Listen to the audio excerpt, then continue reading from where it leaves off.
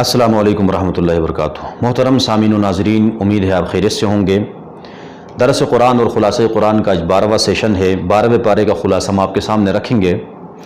12ویں پارے کے شروع میں اللہ تعالیٰ فرما رہے ہیں وَمَا مِن دَابَّةٍ فِي الْأَرْضِ إِلَّا عَلَى اللَّهِ رِزْقُهَا وَيَعْلَمُ مُسْتَقَرَّهَا وَمُسْتَوْدَعَهَا كُلٌّ فِي كِتَابٍ مُبِينٍ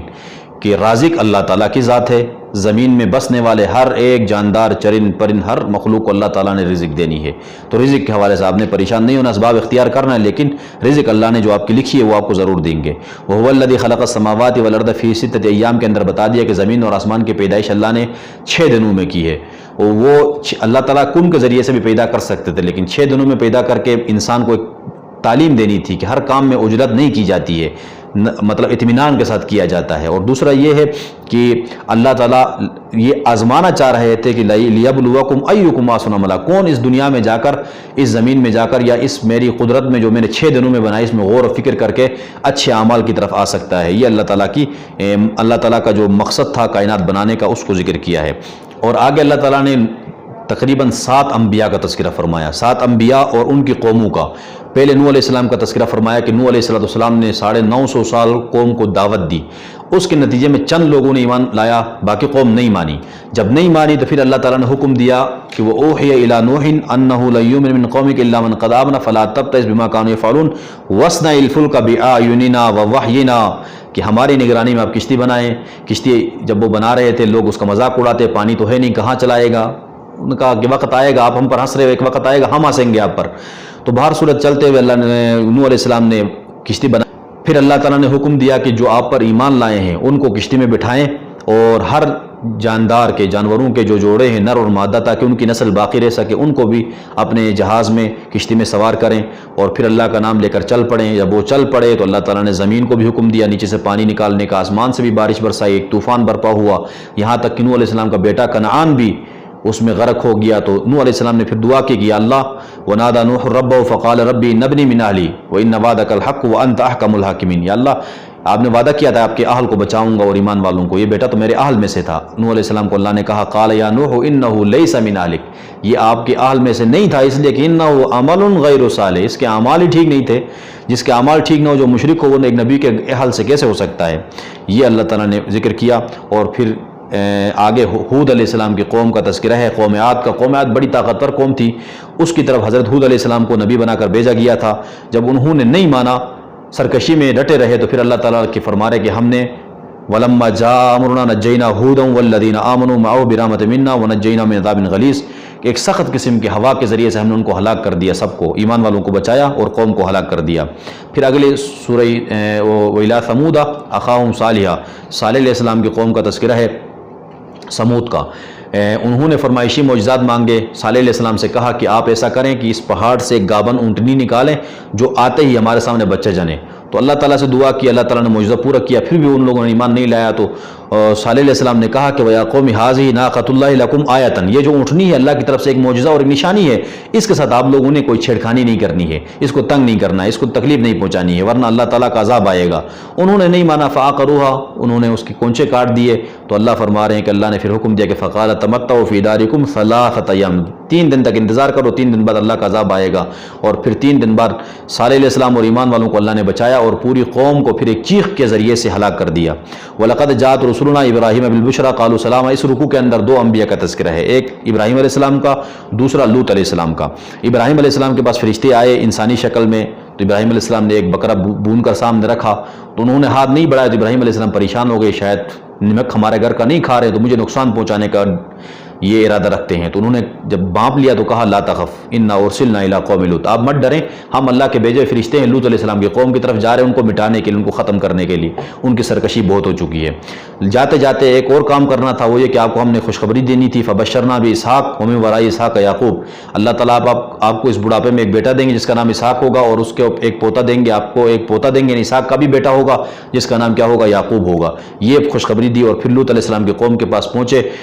چھوٹے نوجوان بچوں کی شکل میں۔ اس کی لوط علیہ السلام کی قوم ویسے ہم جنس پرستی میں مبتلا تھی، بچوں کے پیچھے لگی تھی اغلام بازی میں، تو لواطت میں، تو جب وہ ان کو تو پتہ نہیں تھے فرشتے ہیں، وہ انسانی شکل میں آئے تھے، چھوٹے خوبصورت بچوں کو دیکھ کر ٹوٹ پڑے قوم والے۔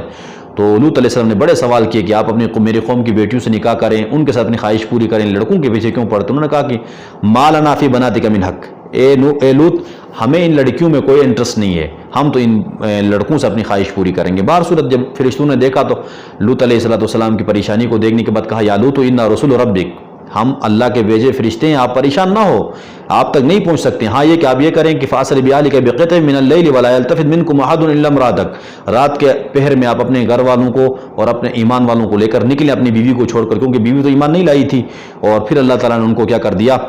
فرشتوں کے ذریعے سے اس بستی کو اوپر لے کر گئے، اوپر سے الٹ دیا، نیچے ملیا میٹ کر دیا۔ اور مدین میں رہنے والے شعیب علیہ السلام کی قوم کا تذکرہ ہے، ناپ تول میں کمی کرتی تھی اور وقت کے پیغمبر کی بات نہیں مانی، تو اللہ تعالیٰ نے ان کو بھی ہلاک کر دیا ایک چیخ کے ذریعے سے۔ اور پھر وَلَقَدْ أَرْسَلْنَا مُوسَىٰ بِآيَاتِنَا وَسُلْطَانٍ مُبِينٍ میں موسیٰ علیہ السلام کا تذکرہ ہے، فرعون کے گھر میں کس طرح اللہ نے پالا ان کو۔ موسیٰ علیہ السلام اور فرعون کا مکمل جو تفصیلی واقعہ سورہ طٰہٰ میں انشاءاللہ آئے گا، تو یہ تذکرہ یہاں پر فرمایا۔ اور سورہ ہود کے آخر میں فَاسْتَقِمْ كَمَا أُمِرْتَ وَمَنْ تَابَ مَعَكَ وَلَا تَطْغَوْا إِنَّهُ بِمَا تَعْمَلُونَ بَصِيرٌ۔ اللہ تعالیٰ استقامت کا حکم دے رہے ہیں، نبی علیہ السلام کو کہہ رہے ہیں کہ آپ استقامت، جو کام جس چیز کا آپ حکم دے رہے ہیں، دین کی تبلیغ کریں، اس پہ آپ استقامت دکھائیں۔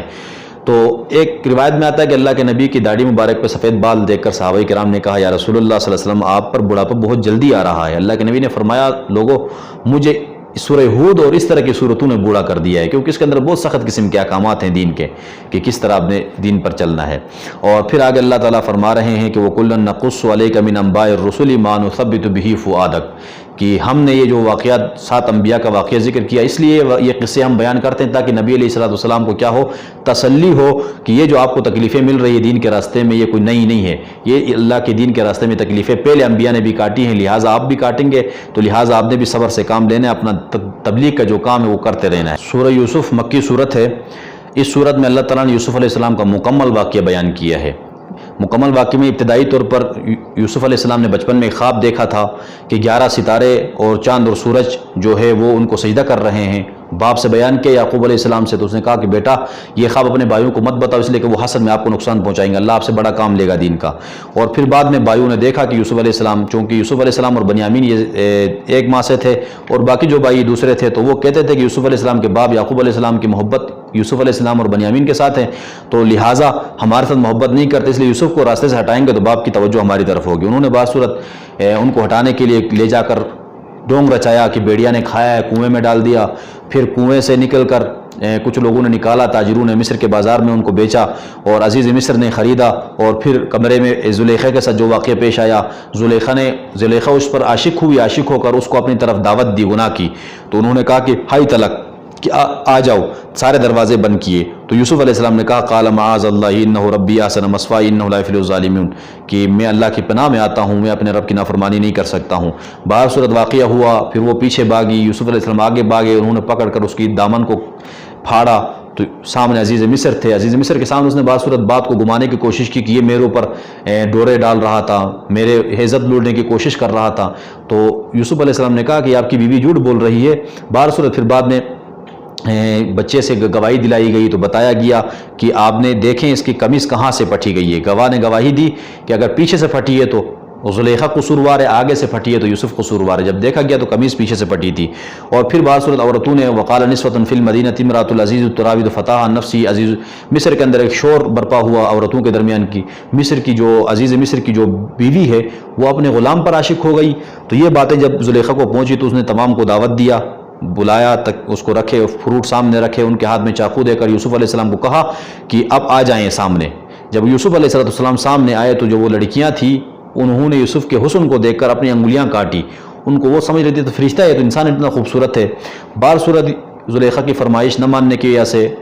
یوسف علیہ السلام جیل میں گئے، جیل میں جانے کے بعد ودخل معه السجن فتیان، وہاں پر بھی 2 جوان آپ کے ساتھ ہوئے، انہوں نے کچھ خواب دیکھے تھے، وہ خواب کا تذکرہ ہے کہ انہوں نے خواب کہا کہ ہم نے یہ خواب دیکھا ہے۔ یوسف علیہ السلام نے ان کو پہلے توحید کی دعوت دی اور توحید کی دعوت دینے کے بعد پھر ان کے خواب کی تعبیر بتائی، اور پھر وہ خواب کی تعبیر اسی طرح ہوئی، ایک کو پھانسی ہو گئی اور ایک کیا ہو گیا، آزاد ہو کر بادشاہ کے پاس پہنچ گیا۔ اور پھر وقال الملک انی ارى 7 بقرات سمان یاکلهن 7 عجاف، کہ بادشاہ نے بھی ایک خواب دیکھا تھا، مصر کے جو بادشاہ تھے انہوں نے دیکھا کہ 7 موٹی گائیں 7 پتلی گایوں کو کیا کر رہی ہے، کھا رہی ہے۔ تو یہ خواب اس نے پوچھا، کوئی نہیں بتا سکا، تو جو قیدی آیا تھا یوسف علیہ السلام سے جیل میں مل کر، وہ بھی اس میں تھا بادشاہ کی مجلس میں، اس نے کہا کہ میں پتہ کرتا ہوں، یوسف علیہ السلام سے باہر سے ملے، پھر یوسف علیہ السلام نے خواب کی تعبیر بتائی، اور اس طرح پھر مصر کے بادشاہ نے کہا کہ یوسف کو میرے پاس لے آؤ، تو یوسف علیہ السلام نے کہا کہ میں اس وقت تک نہیں آتا ہوں کہ فلما جاء الرسول قال ارجع الى ربك فاسأله ما بال النسوة اللاتي قطعن ايديهن، ان عورتوں سے پوچھو جنہوں نے انگلیاں کاٹی تھی، میرا قصور تھا یا ان کا قصور تھا، زلیخا کا قصور تھا یا میرا تھا، مجھے جیل میں کیوں رکھا گیا 6-7 سالوں سے؟ بہر صورت بعد میں پھر زلیخا نے اعتراف کیا، قالت امرأة العزیز الآن حصص الحق انا راودته، کہ میں ہی قصوروار تھی، میں نے ہی اس کو پھسلانے کی کوشش کی، یوسف اس میں قصوروار نہیں تھے۔ تو اس طرح یوسف علیہ السلام کی بے گناہی ثابت ہو گئی اور جیل سے رہا ہو گئے۔ تو یہ 12 پارے کا خلاصہ مکمل ہو گیا۔ 13ویں پارے کے خلاصے کے ساتھ انشاءاللہ کل ہم پھر حاضر ہوں گے، تب تک کے لیے مجھے اجازت دیں۔ اللہ تعالی ہم سب کا حامی و ناصر ہو۔ السلام علیکم ورحمۃ اللہ وبرکاتہ۔